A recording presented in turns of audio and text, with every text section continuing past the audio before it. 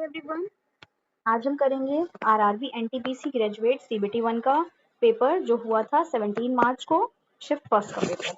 तो हम अभी सिर्फ मैथ्स के क्वेश्चंस करेंगे इसमें से। तो हम स्टार्ट करते हैं। तो हम इन्हें मार्क करते जाएंगे जो जो भी मैथ्स के क्वेश्चन रहेंगे। तो पहला वाला में दिख रहा है मैथ्स का क्वेश्चन है, हम इसे करेंगे। Tejasvi, Trishna and Meena are three sisters. Tejasvi and Trishna are twins. Tejasvi और Trishna मतलब इनकी एज सेम होगी। The sum of the ages of Tejasvi and Trishna is same as that of Meena. इन दोनों की मान लेते हैं x है, तो 2x किसकी है? मीना की है। 4 years earlier, 4 साल पहले, the ratio of the ages of Tejasvi and Meena was 1:3.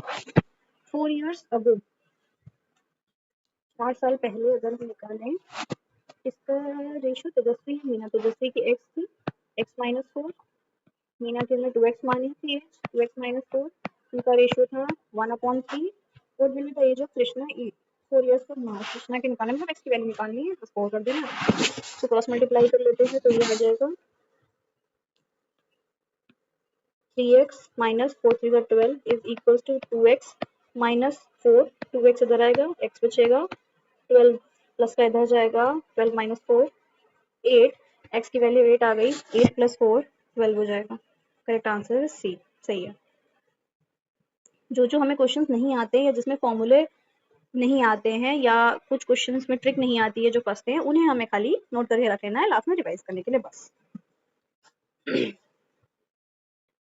Next question, हाँ, क्वेश्चन नंबर 4।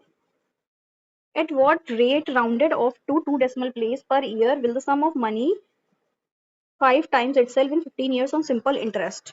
तो मनी कितने हो जाएगी? सम ऑफ मनी 5 टाइम्स इटसेल्फ, मतलब अमाउंट जो है वो 5x हो जाएगा अगर प्रिंसिपल जो है वो x है। तो यहाँ से सिंपल इंटरेस्ट कितना निकल आएगा? 4x। 4x is equals to x into rate, rate पूछा गया है, टाइम है 15 years, r into 15 upon 100, x से x कैंसिल, रेट क्या हो जाएगा? 4 into 100 upon 15, 5 3 15, 5 2 10 20, 80 upon 3।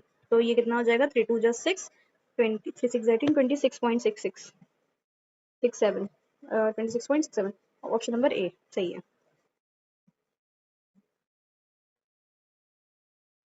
Next question देख लेते हैं। ये रीजनिंग का है, हाँ। Question number 6, a woman travelled at a speed of 20 metre per minute for 90 मिनट। 90 मिनट के लिए एक वुमन ने ट्रेवल किया, ठीक है, स्पीड दे रखी है और टाइम दे रखा है, and at a speed of this for 66 minute, हर average speed for the entire journey. तो एवरेज स्पीड क्या हो जाएगी? Speed is equals to total distance travel upon total time taken. Total distance, total time हमें पता चल जाएगा यहाँ से 90 मीटर पर मिनट में निकालना, तो हमें कुछ नहीं चेंज करना है। टोटल टाइम टेकन कितना हो जाएगा? 90 प्लस 66, ये हो जाएगा 156 मिनट्स। अब हमें निकालनी है डिस्टेंस। डिस्टेंस निकालने के लिए हमें इंडिविजुअल निकालना पड़ेगा यहाँ से। तो डिस्टेंस क्या होता है? Speed into time. Speed 20 into 90, फिर दूसरी बार 72 इंटू 66, 72 इंटू 66। अब हमें इसे सॉल्व कर लेना है। तो ये कुछ कॉमन आएगा इसमें से, मल्टीप्लाई ही कर लेते हैं सीधे। 9 2 18, 1800, और इसको करेंगे तो 6 2 12 का 2 कैरी 1, 7 6 42, 143, 4 3 2 0, यह आ जाएगा 2 3 2 5, 4 3 7 और ये 4, 5 2, 15 का 5 कैरी 1 6। तो ये 6 5 5 2 आया इसको सॉल्व करके, मतलब 6 5 5 2 डिवाइड बाय 156। इसको erase कर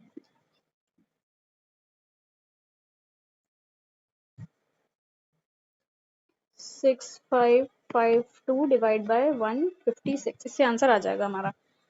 आंसर जो है एक बार डिजिट से देख लेते हैं। ये 6 है, ये 2 है। 6 2 ज़ा 12 होता है, ये नहीं आएगा। 35 नहीं आएगा। 6 8 ज़ा 48, ये भी नहीं आएगा। 6 6 ज़ा 36, ये भी नहीं आएगा। ऑप्शन डी आना चाहिए मेरे हिसाब से। हाँ, ऑप्शन डी सही है। तो हमें क्या करना है, मतलब यहाँ पे अप्रोक्सीमेटली नहीं लिखा है ना, डेसिमल में आंसर आ रहा है, तो मतलब पूरा पूरा डिवाइड होना चाहिए। तो 6 को हम किस नंबर से मल्टीप्लाई करेंगे कि ये आए, तो 6 को हम ऐसे नंबर से मल्टीप्लाई करेंगे तो डिजिट हम देखेंगे लास्ट की। तो 6 2 ज़ा 12 होता है, तो लास्ट में 2 आ रहा है, इसलिए 42 हमारा आंसर हो जाएगा।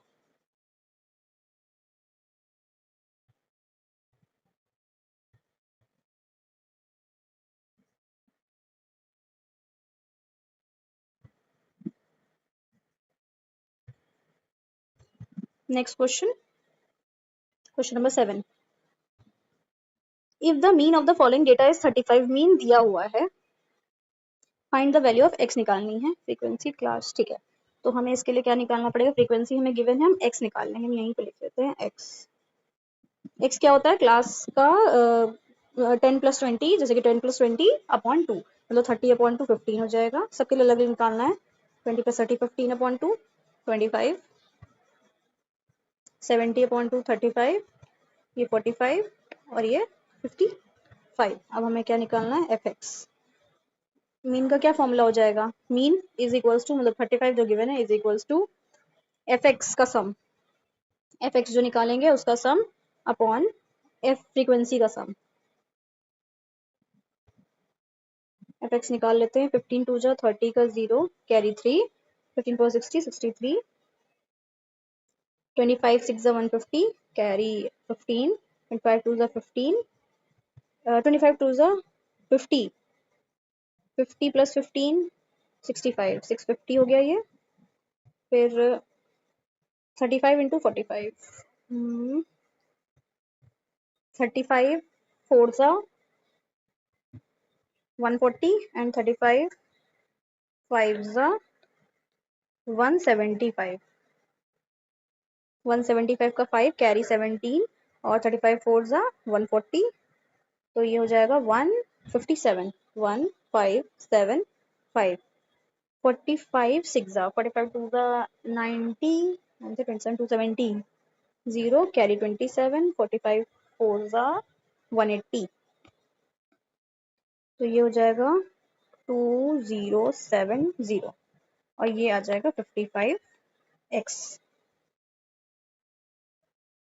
अब हमें इसको क्या करना है, ऐड करना है एफ एक्स को।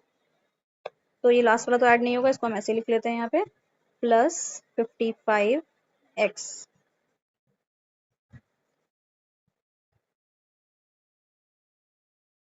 इन सबको ऐड कर लेते हैं। तो 6 6 12, 12 15 और 20 35, तो ये हो गया 47 4700। फिर 30 50 80 80 77145, तो ये हो जाएगा 5 8 4 12 का 2, कैरी 1 2 225 225, इसको ऐड कर लेंगे तो ये 5294925 आ जाएगा। 4925।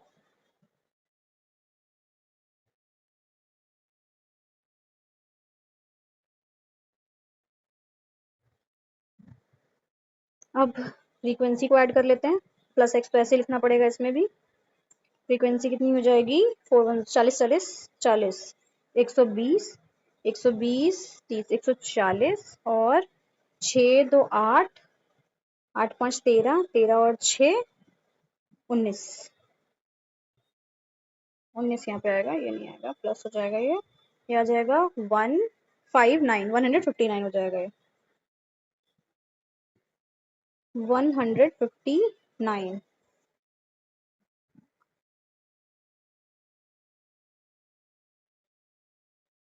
अब यहाँ से हमें x की वैल्यू निकालनी है, सो क्रॉस मल्टीप्लाई करना पड़ेगा, फिर आ पाएगी ये वैल्यू।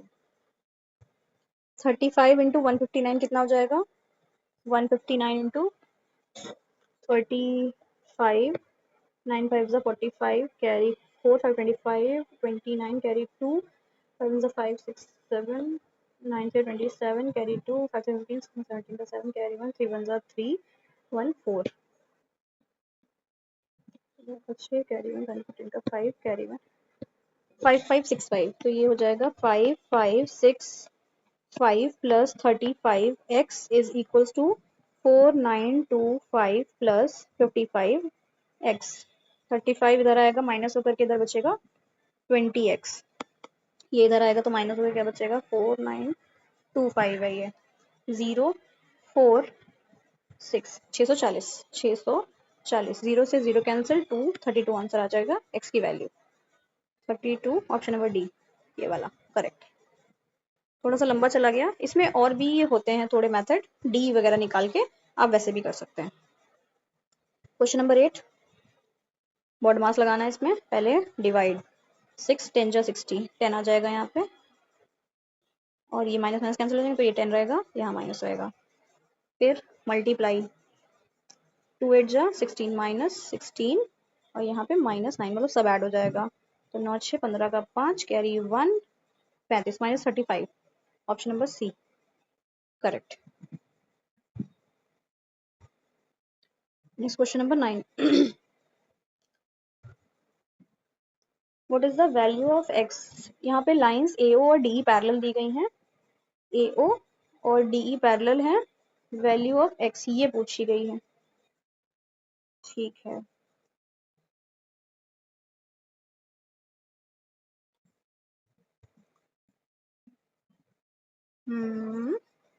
अगर ये दोनों लाइंस पैरेलल हैं तो 80 है ये एंगल भी 80 हो जाएगा अल्टरनेट एंगल्स z बन रहा है ये एंगल 80 हो गया।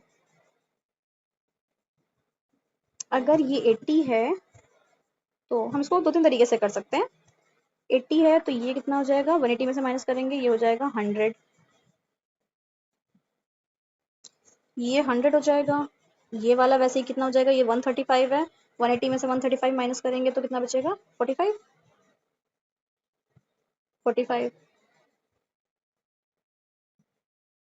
अब ये क्या बन रहा है एक ट्रायंगल ट्रायंगल का एंगल सम होता है 180 180 में से एक 100 है एक 45 है 145 हो गया 180 में से माइनस कर देंगे तो आ जाएगा 5 7 माइनस 4 3 35 डिग्री आंसर हो जाएगा ऑप्शन नंबर डी आ गया। हम इसको और भी तरीके से कर सकते हैं एक और पैरेलल लाइन ड्रॉ करके यहाँ पे फिर आंसर निकाल के वैसे भी कर सकते हैं। नेक्स्ट क्वेश्चन मैथ्स का है question number 12 P sells an item to Q at 70% profit. P ने Q को बेचा 70% profit पे Q sells the same item to R at 67% loss. If R paid rupees 39.27 for the item, then what price is the item purchased by P? मतलब शुरू का निकालना में पीछे से जाना पड़ेगा तो R ने अगर पे किया है 39.27 मतलब R के लिए क्या है कॉस्ट प्राइस है ये R के लिए कॉस्ट प्राइस है लेकिन Q के लिए क्या है पहले देख लेते हैं यहाँ पे लिख के P ने Q को बेचा है Q ने R को बेचा है R को मिला है 39.27 का और Q ने इसको बेचा है 67% लॉस पे और P ने Q को बेचा था 70% के प्रॉफिट ठीक तो हमारे पास है CP इसकी ये R के लिए CP है वही Q के लिए क्या है सेलिंग प्राइस है तो Q के लिए हमें सेलिंग प्राइस दिया गया है अगर 39,927 का उसने बेचा है सामान 67% के लॉस पे तो ये कितने परसेंटेज हो गया 100 माइनस 67 कितना हो जाएगा 370 23% तो मतलब ये कितना है 23% ऑफ CP है 3,927 जो कि Q के लिए यहाँ से CP निकल आएगी CP कितनी हो जाएगी कॉस्ट प्राइस Q के लिए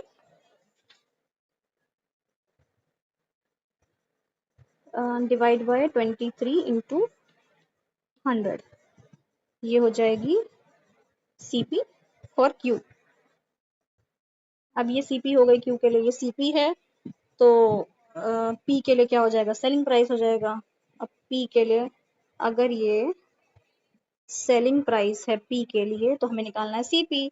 उसने बेचा पी ने 70% के प्रॉफिट पे।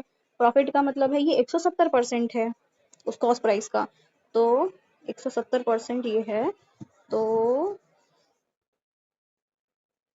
हमें इसका 100% निकालना है। तो निकालेंगे हम इसको कैसे, 100 से मल्टीप्लाई करके 170 से डिवाइड करके। अब हम इसको सॉल्व कर लेंगे तो आंसर आ जाएगा पी के लिए सीधे।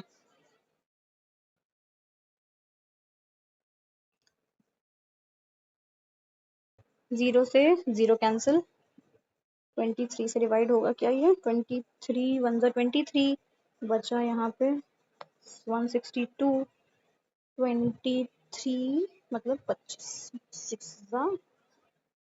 6 जा 18 का 8 कैरी 1, 6 to 12 13।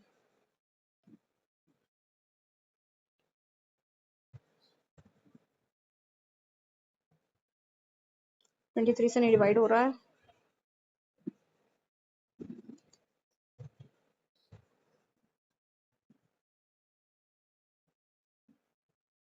17 से करते हैं।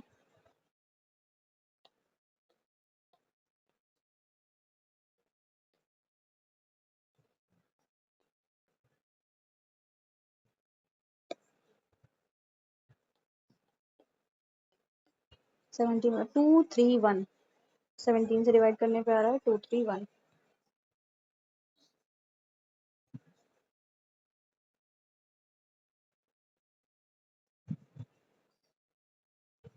अप्रॉक्स मान लेते हैं इसको 230, फिर 23 10 जा चला जाएगा, तो इसका आंसर क्या बन रहा है, 1 2 3 4 0, 10,000। 10,000 ऑप्शन में ही नहीं है, कुछ तो गड़बड़ हो रहा है। 67% लॉस पे बेचा, तो कितने परसेंट बचेगा, 33। ओके 33% होगा यहाँ पे, हम यही गलत लिख रहे हैं, 23 लिख रहे हैं इसको, यहाँ पे होगा 33। 33 हो जाएगा, और ये आ रहा था 231, 231। अब ये कैंसिल हो जाएगा पहले 11 से, 11 3 जा 11 2 जा 22, 11 1 जा 11 और 3 7 जा 21। ये आ जाएगा अब आंसर 7000, ऑप्शन नंबर डी। हाँ अब आ जा रहा है आंसर, ठीक है, माइनस में मिस्टेक कर दी थी। नेक्स्ट क्वेश्चन देख लेते हैं, question number 15। A copper sphere of diameter 24 centimeter is melted and drawn into a wire of diameter 4 mm. What is the length of wire? Metres में निकालनी है। सब चेंज करना पड़ेगा, सेंटीमीटर में दे रखा है, मिलीमीटर में दे रखा है, और यहाँ पे मीटर में निकालना है। कॉपर का स्फेयर है, उसको बनाया गया वायर मतलब सिलेंडर। दोनों का क्या सेम होगा, volume, volume of sphere and volume of cylinder. Volume of sphere होता है 2/3, 4/3।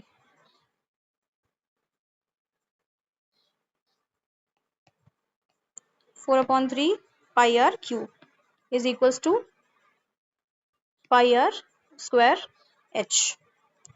पाई पाई यहाँ से कैंसिल कर देते हैं, 4/3 इंटू स्फेयर का रेडियस कितना है, डायमीटर दे रखा है 24 सेंटीमीटर, तो इसका रेडियस हो जाएगा 12 centimetre.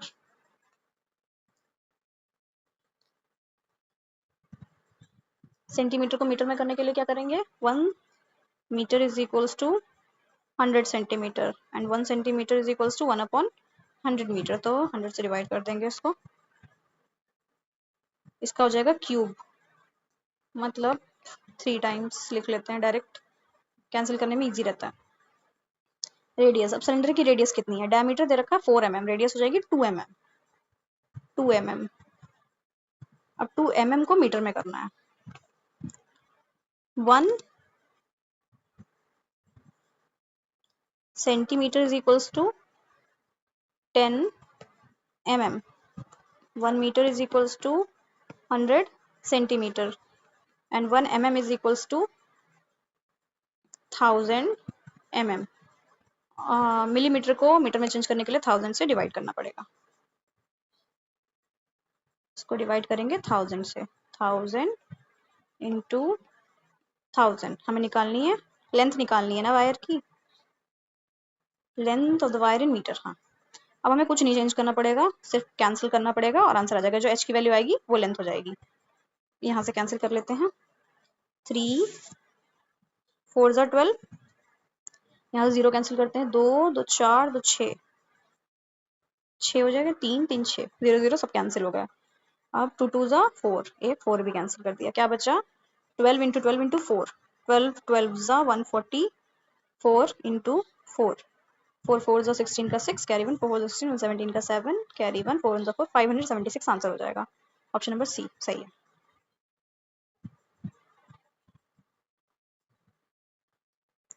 Next question, question number 18, A and B when each is working alone complete piece of work respectively in 20 and 25 days। A और B हैं, अकेले अकेले जब काम करते हैं तो A को 20 दिन लगते हैं, B को 25 दिन लगते हैं। Each work on alternate days, A and B starting with A and B starting to work on day 1 and day 2, मतलब A पहले कर रहा है फिर B कर रहा है day 2 पे। How long will it take them to complete the work? हमें एलसीएम निकालना है इसका, एलसीएम हो जाएगा 100, डिवाइड कर लेना है 20, 5 ज़ा 100, 25 4 ज़ा, तो इनकी एफिशिएंसी आ गई 5 और 4। ए कर रहा है, पहले दिन कितना काम हो रहा है, डे 1 कितना वर्क हो जा रहा है 5, सेकेंड डे कितना हो जा रहा है 4, मतलब 2 दिन में मिला के वर्क हो जा रहा है 9। हमें कितना करवाना है 100।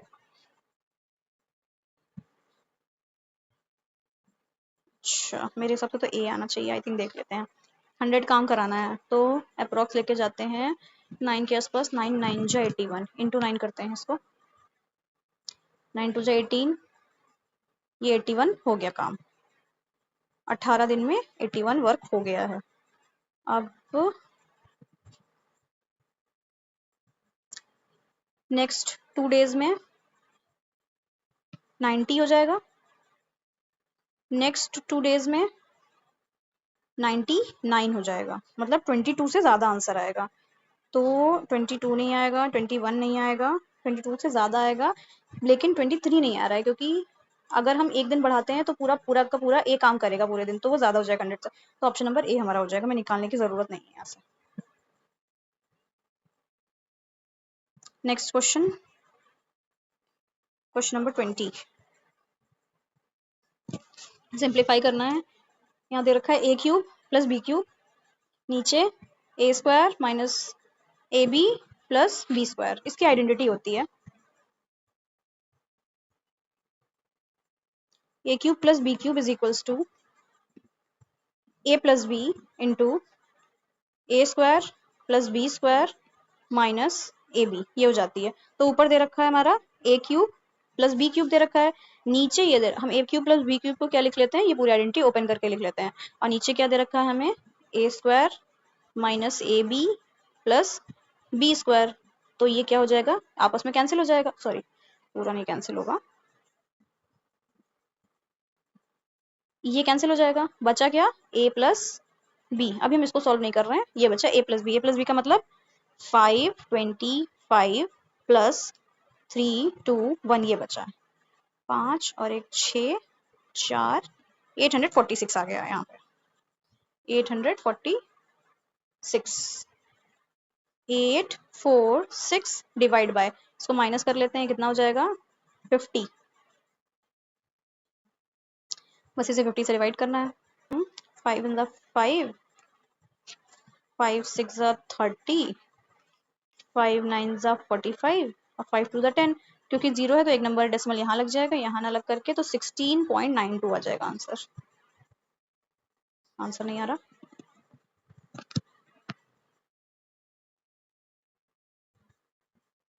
फोर्टीन पॉइंट वन आ रहा है, कुछ गड़बड़ किया है, सॉरी माइनस में फिर गड़बड़ कर दी है, 60 आ रहा है, 846, 846 आ रहा है सही, इसको माइनस करके जो आ रहा है वो आ रहा है 60, तो 6 1 जा 6, 24, 6 4 जा 24 और 6 1 जा 6, डेसिमल लग जाएगा, ऑप्शन नंबर डी सही है।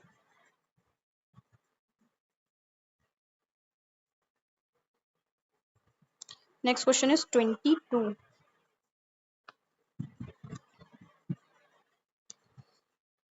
A cube has a lateral surface area of 324. lateral surface area of cube क्या होता है? 4l square. 6l square total surface area होता है और लेटरल सरफेस एरिया होता है 4 वॉल्स का, तो 4l स्क्वायर.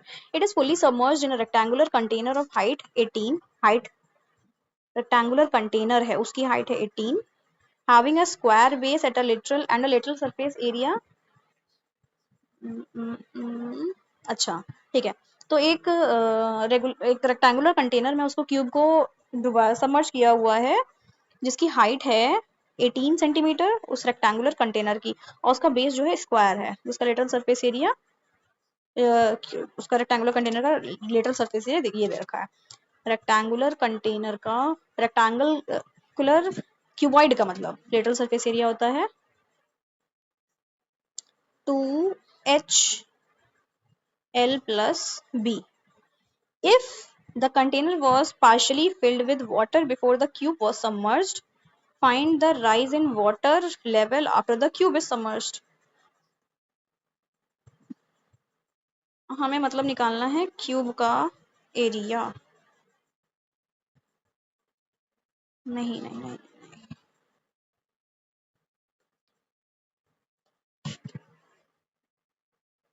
क्यूब का लेटरल सरफेस एरिया दे रखा है. It is fully submerged in a rectangular container with a square base. Lateral surface area दिया हुआ है ऑफ द कंटेनर.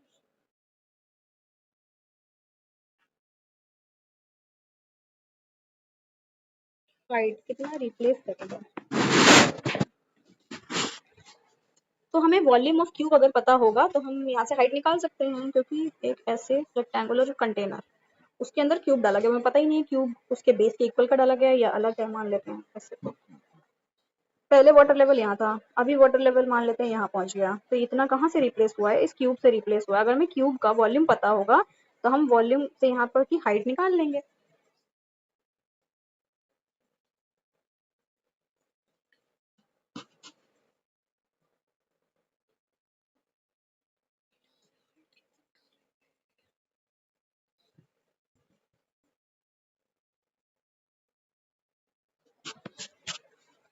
ठीक है, तो करके देखते हैं पहले.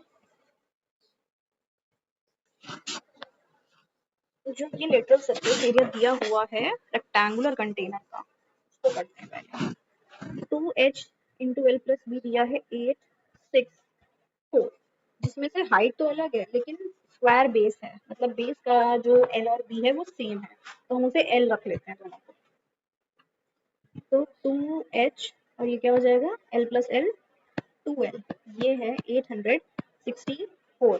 H दिया हुआ है हमें 18, हाइट दी है 18, L की वैल्यू यहाँ से निकल आएगी 864 डिवाइड बाय 18 है, 18 इंटू 2 4 है ये, 8 4 12, 12 और 6 18, 9 से चला जाएगा, 9 2 18, 9 9 81, 9 6 54,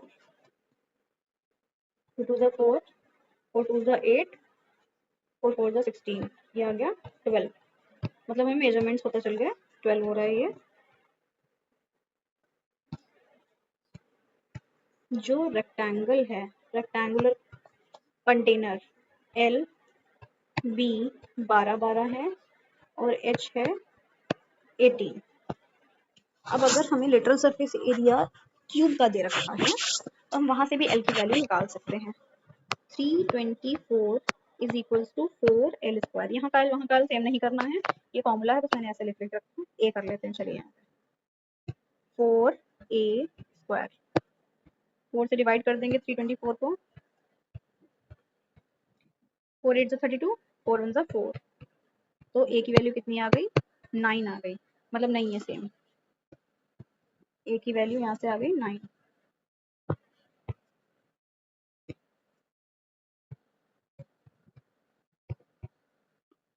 अब कितना एरिया चेंज होगा, वॉल्यूम ऑफ क्यूब निकालते हैं.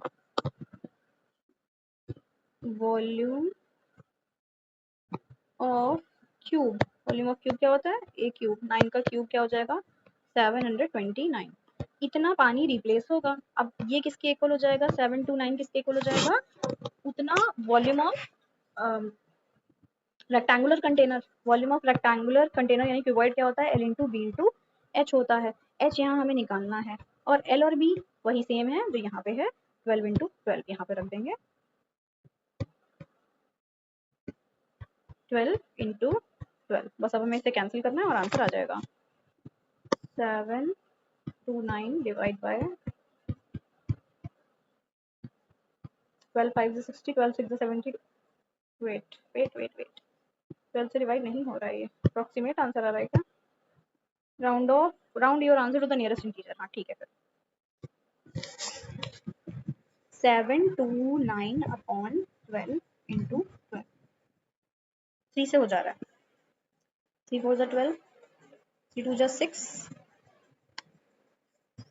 3 4 जा 12, 3 3 जा 9, अगेन 3 से करते हैं, 3 8 जा 24, 3 1 जा 3, 81 अपॉन 16 आ गया, 16 5 जा 80 होता है, डेसिमल लगाएंगे 0 समथिंग आएगा तो ये आ जाएगा इसका 5 आंसर मेरे ख्याल से, ऑप्शन नंबर डी करेक्ट है। तो हमने यहाँ पे 22 तक क्वेश्चन कर लिए हैं, 1 2 3 4 5 6 7 8 9 10 11, हमने 11 क्वेश्चंस कर लिए हैं। अब बाकी के क्वेश्चंस हम नेक्स्ट वीडियो में करेंगे।